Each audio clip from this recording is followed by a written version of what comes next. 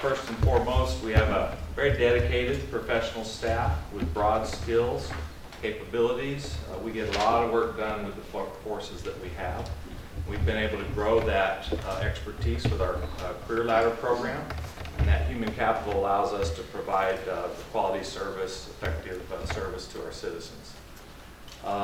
Next, we provide a life-sustaining service. People get up every morning and have to have water just for their basic needs. Next is customer service. We focus heavily on being prompt, efficient, friendly, cost-effective in our service delivery. And we haven't taken that for granted. I use the term service monopoly. People can't choose who they buy the water from. They're stuck buying it from us if they live in Monroe. But we don't take that for granted. And the things that we've developed to show that, we have written best business practices because we want to strive for excellence in each thing that we do. We also have a continuous improvement business model that challenges our staff to innovate and find ways to improve, do things better. And we are also using our performance measures to benchmark with other utilities. And then lastly, we have very low water and sewer rates comparatively. In the 2014 League of Municipality benchmark survey that I just got, we are still, well, we're 81st lowest out of 510 on the water side, and we're 108th lowest out of 423 on the sewer side. So we're very much in the lower 20% of utilities across the state and the value that we're providing to customers. Next, we do have available water and wastewater capacity for growth, so that is a strength.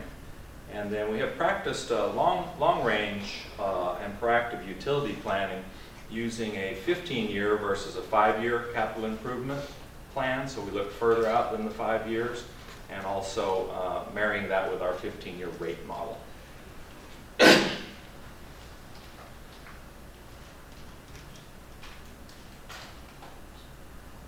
Okay, sorry, caught up with me. Next is our weaknesses. We've had a lot of growth in not just workload, but new programs. We've implemented new programs like our infrastructure renewal, pipe bursting programs. We've done that with pretty much the same staff.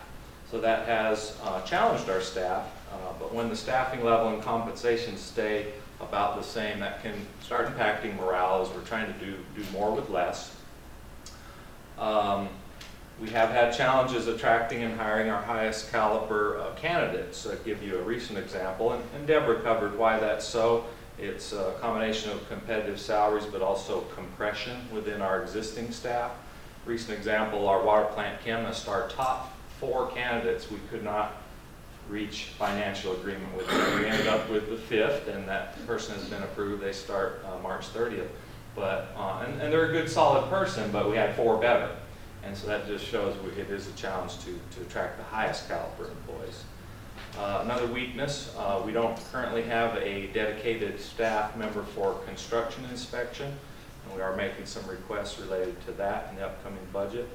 And then we do see a need and a weakness. We could do a better job enhancing and expanding our public education efforts to really help people appreciate the value of water, what it means to get water. We've shared with you when we gave council the fillable water bottles, you're going to get 3,000 of them for $1. It's just still one of those great values that's still out there.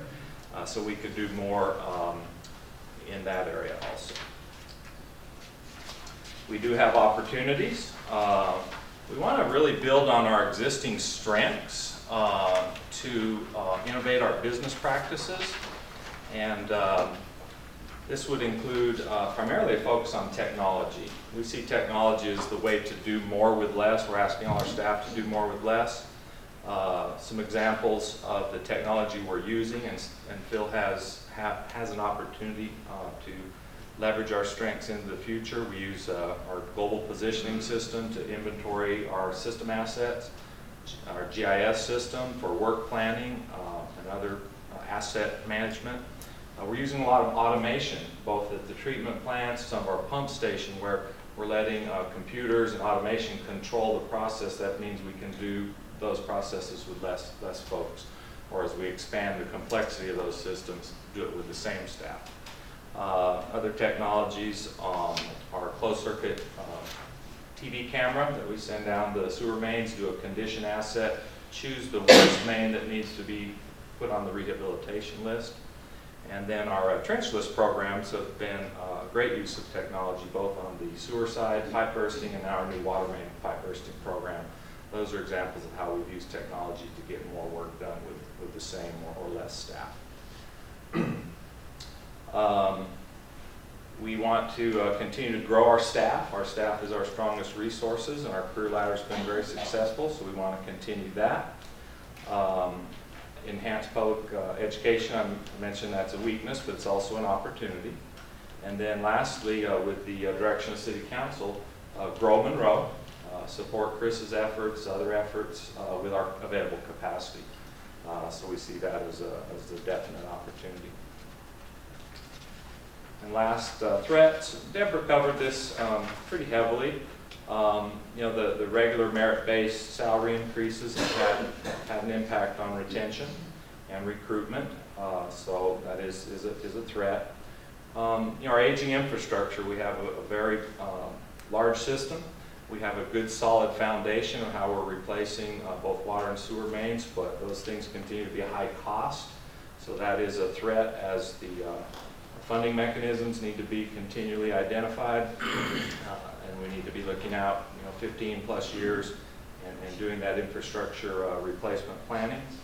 A big one we've seen is the state political climate related to municipalities.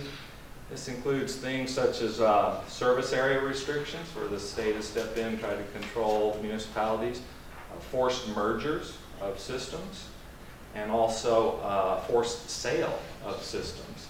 Unfortunately, we've been able to, with the help of other municipalities, resist most of those efforts, so we count on Mujeeb heavily as those come forward. The next threat is our future regulatory changes and the potential impact on rates.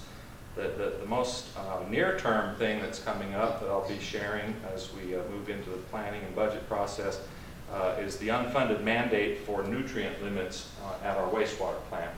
These are NPDES permit nutrient limits that they're focusing on point sources rather than the non-point source. And this could be impacting us as early as 2020 with process upgrades, very expensive process upgrades to remove primarily nitrogen and phosphorus. So that is a threat. And then lastly, terrorism and system security. We have to be constantly vigilant against any sort of act against our drinking water supply, any sort of public health impacts that could have. So that is the last threat, and with that, I'd be glad to answer any questions. Question, comment? Hearing none. Thank you, sir. Thank you, Russ. I'd like to thank staff for another series of wonderfully superb presentations, and appreciate the time that you took to get ready for them and deliver them to the City Council. Mayor and Council, I'd like to spend just 2-3 minutes emphasizing a few points from the presentations you heard today as you continue to evaluate strategies for resourcing different services and also making spending decisions. The session highlights. First, the 3 theme presentations, employee retention strategies. So the takeaways that I got out of that was that we should invest in training, supervisory development, and compensation. We have a number of nearby competitors, such as Charlotte, Matthews, Indian Trail, perhaps Concord, and then from industry through the regulated or non-regulated utilities, which each of these entities are going to invite our employees to come work for them if we're not competitively compensating them or competitively paying them. We should invest in the pay performance program and the classification and compensation study. Both of these items provide management with tools that we can use to incentivize performance and also use to evaluate those positions that are not being competitively paid. In terms of master plans, there are, the way I count, probably more than 4 master plans or conceptual initiatives that I hope will get your attention. In addition to the ones that Lisa spoke of, there's Scott Safety Property, Sutton Park, and industry or office business park number 3, all of which I think are in the mix. Although all the plans are subject to change, at some level I think they require buy-in for the long haul. In the absence of our buy-in, I don't think they're anything more than dust magnets. In terms of industry recruitment, acquisition, and airport as a catalyst, we should invest for growth to sustain our commercial tax base, and which I believe offsets the cost of a number of our residential services. We have near and long-term opportunities in the form of adding product through one or more spec buildings, or supporting the redevelopment of Sutton Park, which is probably an intermediate term initiative, and for the longer term, developing or creating a third office park or business industry park, excuse me. I think each of these can advance our future as a place to live and work.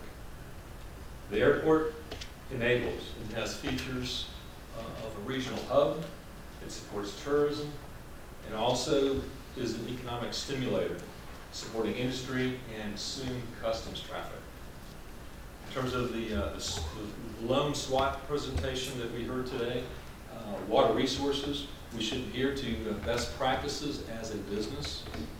There's a staff deficit and lapses in investing in them, and also there's opportunities for growth of infrastructure via collaboration and partnerships. And lastly, the assets are reaching end of their life cycle and are going to require increasing levels of investment. Those are a few of my impressions of today's presentations. I'd like to conclude today's session by focusing your attention on the upcoming topics for April 7th. The 2 theme presentations are deferred maintenance and staffing challenges, and we'll pick up on those that we missed today and continue on into the enterprise and special revenue fund SWOT presentations.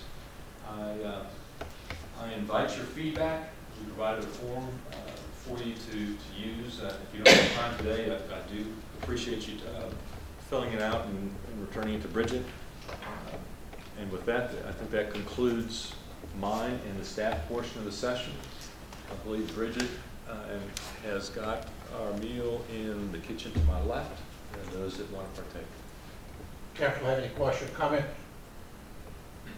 Hearing none, I'd like to thank the staff and all who participated today. Lots of information we've got, and we do thank you for your time and all your hard work that you've put into that. At that time, I'll entertain a motion.